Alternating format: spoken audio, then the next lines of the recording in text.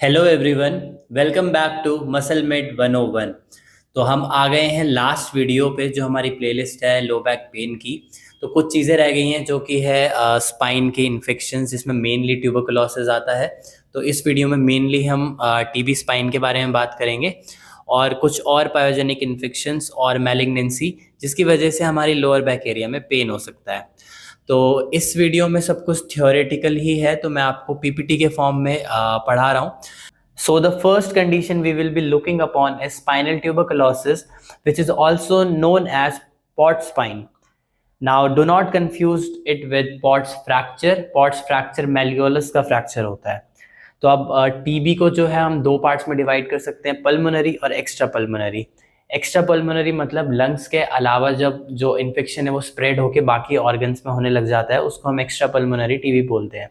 अब extra pulmonary TB के अंदर भी अलग अलग ऑर्गन्स आते हैं, तो जब वो हमारे स्केलेटन सिस्टम को इन्वॉल्व करता है तो उसको हम बोलते हैं स्केलेटल टीबी। तो टोटल जो एक्स्ट्रा पल्मोनरी टीबी है उनमें से 10% जो है वो स्केलेटल टीबी होते हैं। और स्केलेटल टीबी के अंदर जो most common type of TB होता है वो स्पाइनल टीबी होता है। और ये मोस्ट कॉमन इसीलिए होता है क्योंकि जो हमारी वर्टिब्रल मैरो है उसकी जो वेस्कुलैरिटी है वो बहुत ज़्यादा है।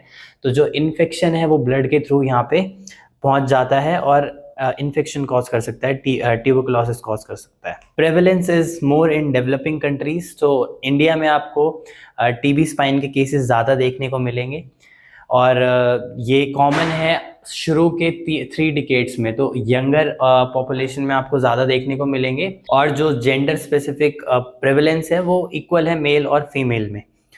और जो मोस्ट कॉमन साइट है अब स्पाइनल टीबी में, स्पाइनल टीबी के अंदर भी जो अलग अलग लेवल्स पे जो ट्यूबरकुलोसिस है उसका इन्फेक्शन हो सकता है। तो जो मोस्ट कॉमन साइट है वो है लोअर थोरैसिक या thoracolumbar junction. Now let's see types of presentation कि किस तरीके से जो इन्फेक्शन है वो हमारे स्पाइन को इफेक्ट करता है। So the first type is paradiscal type which is most common presentation. As I said, vertebral marrow has rich supply, so infection can travel and lodge here.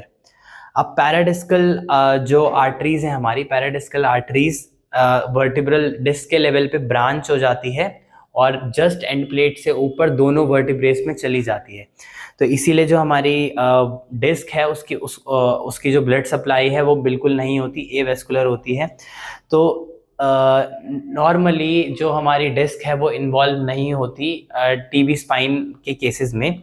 लेकिन ये जो मैंने आपको बताया कि जो पैराडिस्कल आर्टरीज है ये ब्रांच होके दोनों साइड चली जाएगी और जो सब कॉन्ड्रल एरिया है, एक वर्टिब्रे का ऊपर वाला हिस्सा और एक वर्टिब्रे का जो उसके ऊपर है उसका नीचे वाला हिस्सा, इन दो जगहों पे जो है इन्फेक्शन का स्प्रेड सबसे पहले स्टार्ट होगा। उसके बाद एंड प्लेट डिजेनरेशन होगी और उसके बाद फिर हमारी जो डिस्क है वो भी इन्वॉल्व होने लगेगी। तो प्राइमरीली डिस्क इन्वॉल्व नहीं होती, जो हमारे सब कॉन्ड्रल बोन है उसकी डिस्ट्रक्शन शुरू होती है, फिर एंड प्लेट डिस्ट्रक्शन डिजेनरेशन या डिस्ट्रक्शन शुरू होता है और उसके बाद हमारी डिस्क इफेक्ट होने लग जाती है और जो हमारा डिस्क का कंटेंट है वो ऊपर की डायरेक्शन में प्रोट्रूड हो सकता है।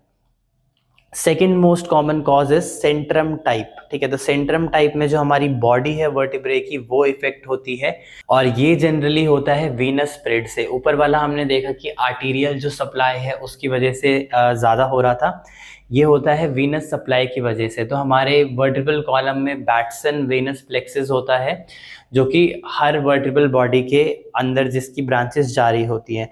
तो थ्रू बैट्सन वेनस प्लेक्सिस या फिर पोस्टीरियर वर्टिब्रल आर्टरी जो इन्फेक्शन है वो वर्टिब्रल बॉडी में स्प्रेड हो सकता है। और जब वर्टिब्रल बॉडी का डिस्ट्रक्शन स्टार्ट हो जाता है तो वर्टिब्रल कोलैप्स हो सकता है। जो सेंट्रम टाइप है वो ज़्यादातर चिल्ड्रंस में हमको देखने को मिलता है क्योंकि तब हमारी जो बॉडी होती है उसका जो नेचर होता है वो थोड़ा सा कार्टिलेजिनस होता है। उसके बाद थर्ड टाइप जो है वो है एंटीरियर लीजन। एंटीरियर लीजन होता है ड्यू टू जब भी हमारा जो मैंने आपको बताया ऊपर या नीचे इन्फेक्शन स्प्रेड हो रहा है तो जो हमारा एंटीरियर लॉन्गिट्यूडनल लिगामेंट है इन्फेक्शन उसको इन्फिल्ट्रेट करता है और वहाँ से वो जो हमारा वर्टिब्रल बॉडी का आगे वाला हिस्सा है उसको टारगेट करता है। तो इसमें जो डिस्क फेस है वो नैरो हो सकती है, जो हमारी वर्टिब्रल बॉडी है उसका कोलैप्स हो सकता है। फोर्थ टाइप है एपेंडिकुलर लीजन या फिर पोस्टीरियर लीजन। ठीक है, तो इसमें क्या होता है, जो हमारे पोस्टीरियर एलिमेंट्स हैं वो इन्वॉल्व होते हैं और जो हमारी डिस्क है और जो हमारा वर्टिब्रल बॉडी है वो इंटैक्ट रहते हैं। तो पोस्टीरियर एलिमेंट्स जैसे हो गए हमारे पेडिकल, फेसिड जॉइंट्स, स्पाइनस प्रोसेस और लैमिना। तो एक्सरे में डिफ्यूज डिस्ट्रक्शन दिख सकता है हमको पोस्टीरियर एलिमेंट्स का। Now before going into clinical features, पहले ब्रीफ पैथोफिजियोलॉजी में आपको बता देता हूँ ट्यूबरकुलोसिस की। तो जो हमारा ट्यूबरकुलोसिस का इन्फेक्शन होता है वो लेटेंट रह सकता है हमारे लंग्स में, जो हमारे एल्वियोलाई की वॉल है वहाँ पे, और जो मैक्रोफेजेस हैं वो उसको इनगल्फ कर लेते हैं। लेकिन जो हमारे ये माइकोबैक्टीरियम ट्यूबरकुलोसिस है, इसकी जो सेल वॉल होती है वो बहुत थिक होती है और ये डिस्ट्रॉय नहीं हो पाता है। फिर धीरे धीरे ये जो मैक्रोफेजेस हैं ये एपिथेलॉइड सेल्स बनते हैं, और फिर लेटर स्टेजेस में ये जो एपिथेलॉइड सेल्स हैं ये बहुत सारे एपिथेलॉइड सेल्स मर्ज करके एक मल्टी न्यूक्लिएटेड जाइंट सेल बना देते हैं, जिसको हम लैंगेंस जाइंट सेल बोलते हैं। और ये लीजन जहाँ पे ये जाइंट सेल्स हैं, मैक्रोफेजेस हैं और एपिथेलॉइड सेल्स हैं, और इनके बीच में जो हमारा माइकोबैक्टीरियम ट्यूबरकुलोई है उसका बैक्टीरिया है, इसको हम बोलते हैं ट्यूबरकल। ठीक है, और यहीं से इस डिजीज़ का नाम आता है। फिर यहाँ पे केसीएस नेक्रोसिस होता है, और जो ये अब बैक्टीरिया है ये ब्लड स्ट्रीम में लॉज हो जाता है और ब्लड के थ्रू होते हुए ये अलग अलग ऑर्गन्स में जा सकता है। और अभी हम स्पाइनल टीबी की बात कर रहे हैं, तो ये आर्टरीज में जा सकता है जो हमारे स्पाइन को सप्लाई कर रही है।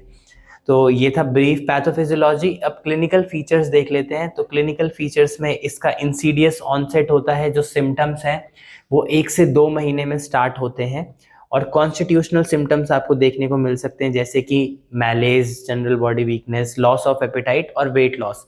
तो लॉस ऑफ एपेटाइट और वेट लॉस जो है वो एसोसिएटेड हैं लेप्टिन लेवल से भी। तो लेप्टिन हार्मोन है जो हमारे हंगर लेवल्स को कंट्रोल करता है, हमारे मेटाबॉलिज्म को भी कंट्रोल करता है, और कॉम्प्लेक्स फंक्शन भी होते हैं लेप्टिन के। तो लेप्टिन जो है वो इंक्रीज्ड देखा गया है टीबी स्पाइन में, जिसकी वजह से लॉस ऑफ एपेटाइट होता है और वेट लॉस देखने को हमको मिलता है। इसके अलावा इवनिंग राइज इन टेम्परेचर देखने को मिलता है। पेशेंट बोलता है कि रात को या इवनिंग में उसको फीवर आने लगता है, और नाइट स्वेट्स हमको पेशेंट में देखने को मिलते हैं। ये इसीलिए क्योंकि जो जनरली भी हमारा जो बॉडी टेम्परेचर है सुबह कम होता है और इवनिंग होते होते बॉडी टेम्परेचर ज़्यादा हो जाता है ड्यू टू कॉर्टिसोल लेवल्स। तो कॉर्टिसोल लेवल्स रात को कम होते हैं, और जो हमारा इम्यून रिस्पॉन्स है वो इसी वजह से स्ट्रॉन्ग होता है। और जो TNF अल्फा है जो कि हमारा इम्यून रिस्पॉन्स रेगुलेट कर रहा है, जो हमारा इन्फेक्शन हुआ है उसकी वजह से, तो उसकी वजह से बॉडी का टेम्परेचर बढ़ता है, फीवर आता है, और फिर जब बॉडी उस टेम्परेचर को कम करने लगती है तो इसीलिए स्वेटिंग होती है। तो नाइट स्वेट्स हमको पेशेंट में देखने को मिलते हैं। अब बात करें लोकल साइट की, तो जो साइट है जहाँ पे इन्फेक्शन हुआ है वहाँ पे हमको क्लासिकल प्रेजेंटेशन दिख सकती है, जिसमें कि हमको टेट्राड ऑफ सिम्टम्स देखने को मिल सकता है। उसमें पहला सिम्टम है पेन, दूसरा है न्यूरोलॉजिकल डेफिसिट, तीसरा एब्सिस फॉर्मेशन, और चौथा काइफोटिक डिफॉर्मिटी। तो पेन की बात करें हम, तो पेन हमारा एक्सियल स्पाइन जो है वहाँ पे पेन होता है, डल पेन होता है, स्टिफनेस होती है हमारे स्पाइन में, और अर्ली स्टेजेस में जो है एनाल्जेसिक से ये कंट्रोल हो जाता है। अब जैसे जैसे डिजीज प्रोग्रेस करती रहती है, स्पाइन की इंस्टेबिलिटी बढ़ती रहती है, तो पेन की जो इंटेंसिटी है वो भी इंक्रीज होती रहती है। ट्राइपॉड साइन भी आपको देखने को मिल सकता है पेशेंट में, सिटिंग पोजीशन में पेन कम करने के लिए। रात के टाइम में पेशेंट को पेन जो है वो ज़्यादा होता है। नाइट क्राइज भी आपको पेशेंट में देखने को मिल सकती है, मतलब पेन की वजह से पेन इतना होता है कि नाइट क्राइज होती है। अब ये पेन रात को क्यों होता है, 2 रीज़न है इसके। एक तो है venous enlargement due to inflammation, जिसकी वजह से वहाँ पे अब ब्लड फ्लो इम्पीड हो जाता है और इश्केमिक पेन होता है। दूसरा रीज़न है जो प्रोटेक्टिव स्पाज्म होता है। जब तक पेशेंट एक्टिविटी कर रहा था पूरे दिन में, तो बॉडी ने प्रोटेक्टिव स्पाज्म इनिशिएट कर रखा था हमारे पैरास्पाइनल मसल्स की, जिसकी वजह से ज़्यादा मूवमेंट हमारे स्पाइन में नहीं हो रही थी और हमको पेन भी थोड़ा सा कम हो रहा था। पर जब पेशेंट रेस्ट की पोजीशन में आता है, सुपाइन लाइंग में लेट जाता है, तो ये जो प्रोटेक्टिव स्पाज्म है ये भी ख़त्म हो जाता है, और पेशेंट जब बेड में थोड़ी मूवमेंट भी करता है तो पेशेंट को पेन होता है। तो नाइट पेन और नाइट क्राइस का ये रीज़न है। अब जो सेकंड क्लिनिकल फीचर है वो है काइफोसिस। ये होता है due to vertebral body collapse, जैसे कि मैंने आपको टाइप ऑफ प्रेजेंटेशन में बताया था। तो अगर सिंगल जो वर्टेब्रल बॉडी है वो कोलैप्स होती है तो उसकी वजह से हमको नकल डिफॉर्मिटी देखने को मिलती है पीछे। अगर दो या दो से ज़्यादा बॉडी कोलैप्स होती है तो हमको गिब्बस फॉर्मेशन देखने को मिलती है, या फिर इसको हम बोलते हैं एंगुलर काइफोसिस, शार्प काइफोसिस हमको देखने को मिलता है। जो बच्चे हैं उसमें जो काइफोसिस है वो ज़्यादा जल्दी प्रोग्रेस करता है ड्यू टू जैसे मैंने आपको बताया था कार्टिलेजिनस नेचर होता है, बोन्स जो हैं वो अभी सॉफ्ट होती हैं, तो जो डिफॉर्मिटी है वो जल्दी प्रोग्रेस करती है, काइफोटिक डिफॉर्मिटी। और अडल्ट्स में ये डिपेंड करता है कि कितनी जो वर्टिब्रल बॉडी है वो कितना ज़्यादा कोलैप्स हुई है और कितना ज़्यादा डैमेज हुआ है। अब थर्ड जो सिम्टम है वो है कोल्ड एप्सिस। कोल्ड एप्सिस इसको इसीलिए बोलते हैं क्योंकि इसमें जो नॉर्मल एप्सिस की या इन्फ्लेमेशन की जो क्राइटेरिया है कि वहाँ पे वार्मथ होगी, वहाँ पे इन्फ्लेमेशन होगी, वहाँ पे वो सब नहीं होता, ठीक है। तो it is present in almost 50% of the cases of TB.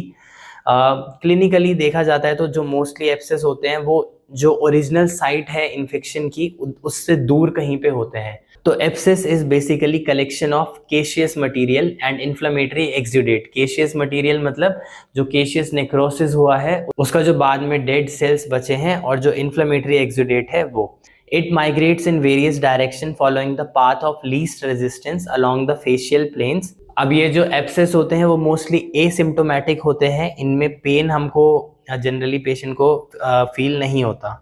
और हम बात कर रहे थे लोअर बैक एरिया की, तो जब थोरैसिक स्पाइन या फिर लंबर स्पाइन में जो है इन्वॉल्वमेंट होती है तो जो एप्सिस फॉर्मेशन है वो कहाँ कहाँ पे होती है वो मैं आपको बताता हूँ। तो जब थोरैसिक स्पाइन में होती है इन्वॉल्वमेंट तो मीडियस्टाइनल एप्सिस हो सकता है due to interior longitudinal ligament, ठीक है। मैंने बताया था इंटीरियर लॉन्गिट्यूडनल लिगामेंट आगे है तो उसकी वजह से मीडियस्टाइनल एप्सिस हो सकता है, वहां से ट्रेवल करके वो आगे जा सकता है। दूसरा ये हो सकता है स्पाइनल कैनाल में और डायरेक्टली हमारे स्पाइनल कॉर्ड को कंप्रेस कर सकता है, जिसको हम बोलते हैं पॉट्स पैराप्लेजिया।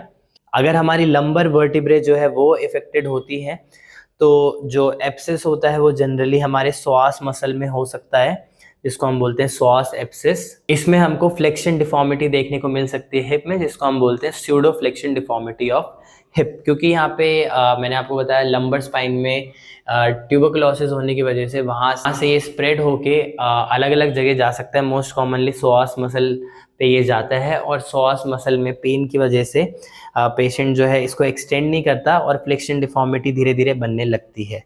अब फोर्थ कॉमन सिम्टम है न्यूरोलॉजिकल डेफिसिट। तो न्यूरोलॉजिकल डेफिसिट होता है due to stretching of spinal cord, ठीक है। तो जो ये डिफॉर्मिटीज बन रही हैं, जो एक्सुडेट है वो हमारे स्पाइनल कॉर्ड को कंप्रेस करता है और न्यूरोलॉजिकल सिम्टम्स आपको देखने को मिल सकते हैं। तो ये थे बेसिक क्लिनिकल फीचर्स जिसकी हेल्प से आप इनिशियल डायग्नोसिस कर सकते हैं। इसके अलावा रेयरली कुछ एटिपिकल स्पाइनल टीबी भी हो सकता है, जिसमें जो नॉर्मल मैंने आपको सारी प्रेजेंटेशन बताई इससे हट के कोई प्रेजेंटेशन हो, पेशेंट को कोई भी कॉन्स्टिट्यूशनल सिम्टम ना हो जिसके बारे में हमने बात करी थी, और जो हमारी वर्टिब्रल बॉडी है, जो डिस्क है, उनकी हाइट भी इंटैक्ट हो। इसमें हमको आइवरी स्पाइन देखने को मिल सकती है या फिर अलग सी कोई प्रेजेंटेशन देखने को मिल सकती है। इसको हम बोलते हैं एटिपिकल स्पाइनल टीबी। नॉर्मली जो वर्टिब्रल बॉडी है वो इफेक्ट नहीं होती, जो हमारा पोस्टीरियर स्ट्रक्चर्स हैं वो इफेक्ट नहीं होते। हो सकता है सर्कमफेरेंशियल इन्वॉल्वमेंट हो वर्टिब्रे की। अब पर जो भी हमने सिम्टम्स पढ़े उनसे हम फाइनल डायग्नोसिस नहीं कर सकते। जो गोल्ड स्टैंडर्ड डायग्नोसिस है वो हमारा हिस्टोपैथोलॉजिकल एग्जामिनेशन ही है, जिसमें हम बैक्टीरियल कल्चर देखते हैं। प्लेन रेडियोग्राफ्स में हम जो है चेंजेस देख सकते हैं, लेकिन इनिशियली प्लेन रेडियोग्राफ्स में हमको कोई भी चेंजेस देखने को नहीं मिलेंगे। शुरू के 3 to 4 वीक्स में एक्सरे में हमको चेंजेस देखने को नहीं मिलते। बाद में हमको एक्सरे में जो एप्सिस है वो देखने को मिल सकता है, तो बर्ड नेस्ट अपीयरेंस देखने को मिल सकता है। जो हमारा एप्सिस है वो फ्यूजिफॉर्म हो सकता है या ग्लोबुलर हो सकता है, और जो हमारे वर्टिब्रे हैं उसके साइड में रेडियो डेंस जो है शैडोज हमको देखने को मिलती है, मतलब वाइट कलर की शैडो हमको देखने को मिलती है, जिसको हम बोलते हैं बर्ड्स नेस्ट अपीयरेंस। ऑल्सो ये जो भी हमने बात करी ये एक्टिव स्टेज की बात कर रहे थे हम, जब जो इन्फेक्शन है उसका एक्टिव स्टेज है, थोड़े टाइम बाद खुद ही हीलिंग शुरू होने लग जाती है और हो सकता है पेशेंट वो हीलिंग होने के बाद आपके पास आए। तो जब पेशेंट हील्ड स्टेज में आपके पास आता है तो जो पेशेंट है वो आपको ये वाले सिम्टम्स नहीं बताएगा, पेशेंट को कोई भी इलनेस नहीं होगी, पेशेंट को हो सकता है पेन भी ना हो और जो सिस्टमिक फीचर्स थे वो भी नहीं होंगे, पर जो डिफॉर्मिटी बन गई थी वो ज़रूर रह सकती है और जो ESR लेवल्स हैं जो कि बढ़ गए थे जब इन्फेक्शन था वो भी कम हो जाएंगे और जो रेडियोलॉजिकल इमेजेस आप देखोगे, एक्सरेज देखोगे, उसमें आपको एविडेंस मिलेगा हीलिंग का, मतलब आपको दिखेगा उसमें कि यहाँ पे हीलिंग हुई है। वहाँ पे आपको जो है एनकाइलोसिस देखने को मिल सकती है और अगर आप पीरियोडिकली उसको देख रहे हो, मतलब आपने जब उसको इन्फेक्शन था तब देखा और हीलिंग के स्टेजेस तक उसको देख रहे हो, तो जो आसपास की रेडियो डेंस शैडोज हैं वो कम होने लग जाती हैं और जो डिफरेंट स्ट्रक्चर्स की जो डेंसिटी थी वो नॉर्मल पे आने लग जाती है। Now let's quickly see other infections occurring in our lower back area. तो पहले हम देख लेते हैं कि जो पायोजेनिक इन्फेक्शंस होते हैं, मतलब जिनमें पस फॉर्म होता है, वो कैसे अलग है हमारे ट्यूबरकुलस इन्फेक्शन से। ठीक है, तो इन दोनों को जो रेडियोग्राफ्स हैं उनमें डिफरेंशिएट करना बहुत मुश्किल होता है। तो कुछ चीज़ें हैं जो आप देख सकते हैं, एक पायोजेनिक इन्फेक्शन जो कि मैं अभी आपको बताऊंगा और ट्यूबरकुलस इन्फेक्शन जो कि अभी हमने देखा उसमें क्या फ़र्क हो सकता है।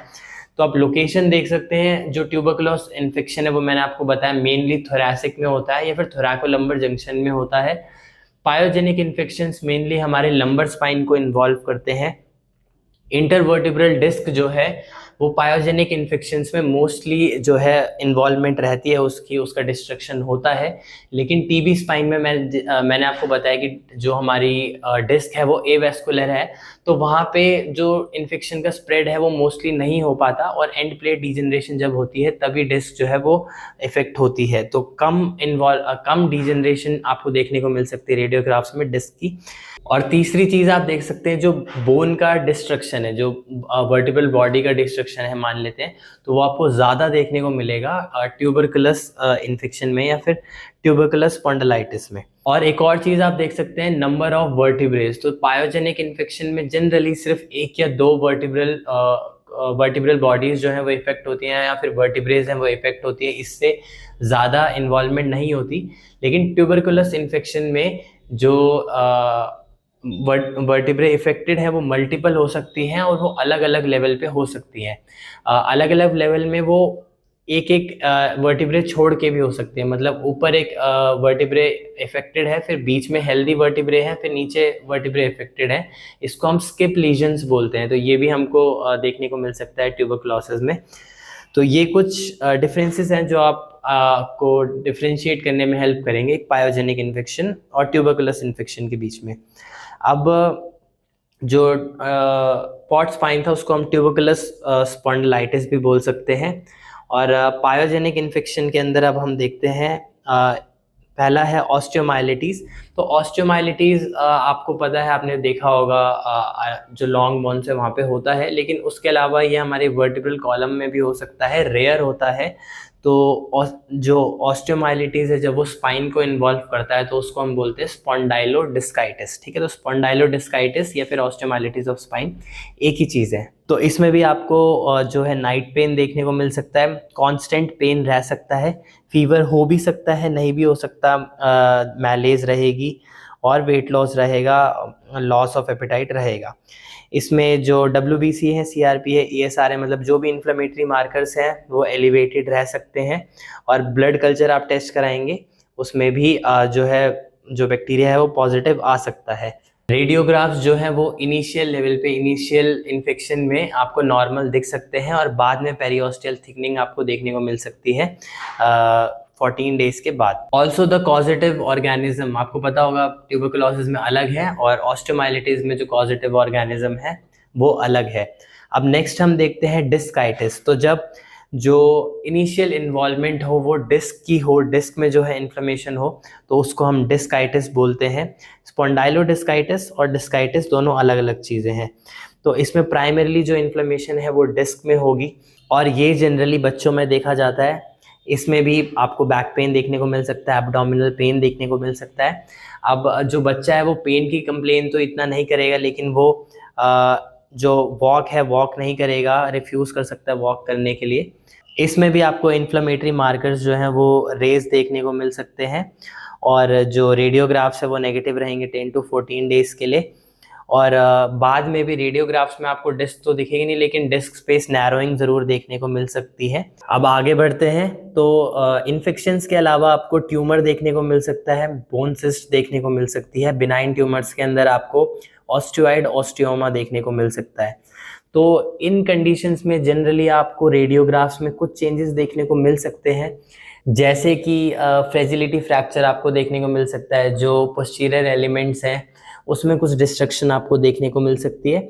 उसके अलावा पेशेंट नाइट पेन आपको कंप्लेन कर सकता है, और वेग जो है क्लिनिकल प्रेजेंटेशन आपको बता सकता है, और ये ओवर द एयर्स जो है वो डेवलप होती रहती है और खुद रिजॉल्व भी हो सकते हैं।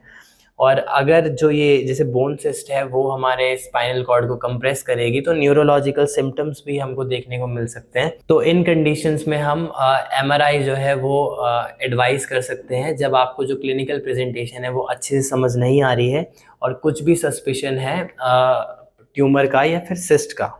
नेक्स्ट है ग्रैनुलोमास और मैलिग्नेंट ट्यूमर्स। तो ग्रैनुलोमास में आपको वर्टिब्रा प्लाना दिख सकता है। वर्टिब्रा प्लाना जो है वही जो हमारी वर्टिब्रल बॉडी है उसका कोलैप्स होता है। तो जो हमारा ट्यूबरकुलोसिस में हमने देखा था वर्टिब्रल कोलैप्स हो रहा था सेंट्रल टाइप में, तो जो सेंट्रम टाइप है वो मिमिक कर सकता है वर्टिब्रल प्लाना को। तो आपको देखना है कि वर्टिब्रल प्लाना है या फिर सेंट्रम टाइप ट्यूबरकुलोसिस है।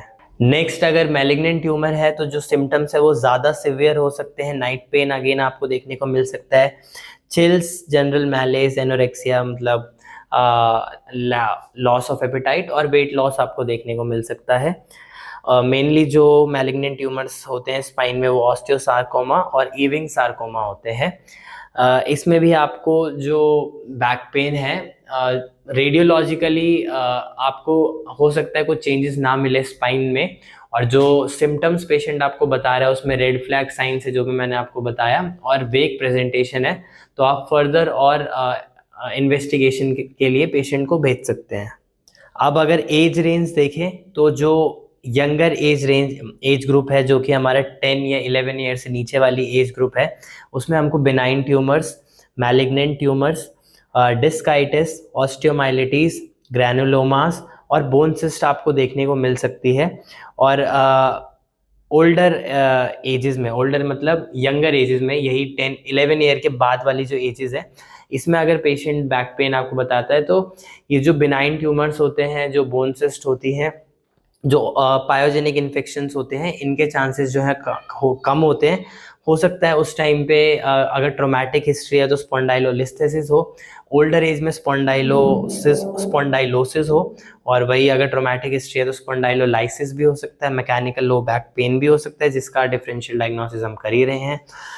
पॉस्चरल हो सकता है, मतलब पॉस्चरल एडेप्टेशंस की वजह से लो बैक पेन हो सकता है, शुरमैन डिसऑर्डर हो सकता है, पेजेट्स डिजीज हो सकता है, या फिर जो हमारी वर्टिब्रे है उसका फ्रैक्चर हो सकता है। तो जो भी अभी हमने चीज़ें देखी है वो मेनली यंगर एज ग्रुप में होती है।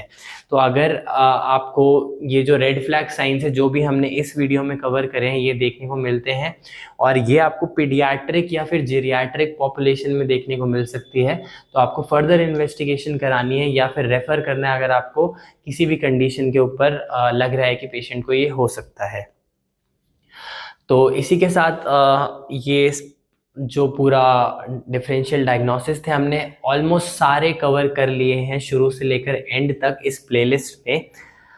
अब नेक्स्ट वीडियो में इन सब को मैं कंपाइल करके आपको ये बताऊंगा कि आप किस तरीके से हिस्ट्री टेकिंग करेंगे, किस तरीके से जब पेशेंट आपके पास आता है तो हिस्ट्री लेंगे और क्या क्या रेलेवेंट चीज़ें आपको पेशेंट को पूछनी है, और क्या क्या रेलेवेंट हिस्ट्री आप लोगे पेशेंट से जिसकी वजह से जिसकी हेल्प से आप जो है अपना प्रोविजनल डायग्नोसिस बनाओगे।